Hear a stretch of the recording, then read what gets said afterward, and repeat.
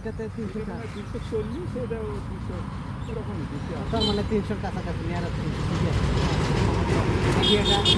এটা আর মূলত এই পিঁপেগুলো থেকে অর্থাৎ একটা গাছ থেকে কতগুলো পেঁপে পেতে পারে? এগুলো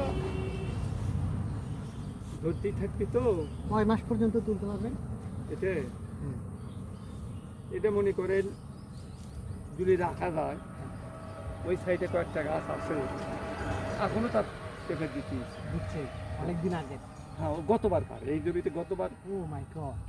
গতবারে পেঁপে তো বন্ধুগণ বুঝতে পারছেন তো, গতবারকারের চারা এখনো পর্যন্ত তাকে ফলন দিয়েই যাচ্ছে।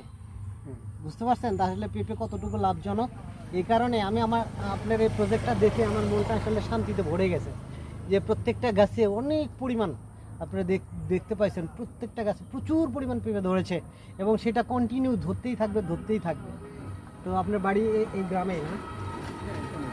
এই গ্রামটার নাম কি? চকসুদি।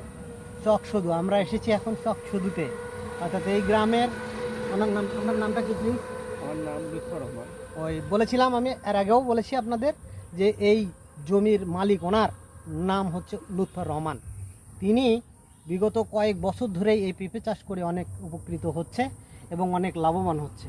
তাতে দেখা যাচ্ছে যে উনি ভবিষ্যৎ জীবনে মানে কৃষিকে আরও উন্নতর জীবনে উপস্থাপন করবে এবং বাংলাদেশের কৃষি জীবিকায়নকে আরও সমৃদ্ধশালী গড়ে তুলবে, এই আশাবাদ ব্যক্ত করছি। আর ওনার দীর্ঘায়ু কামনা করছি। আমার পিতা একজন কৃষক, উনি একজন কৃষক। আমি শুধু কৃষক বলবো না, উনি একজন সফল কৃষক। ওনার এই প্রজেক্টে এসে আমি সেটা বুঝতে পেরেছি।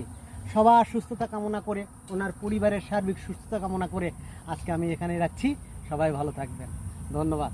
Tata, bye bye.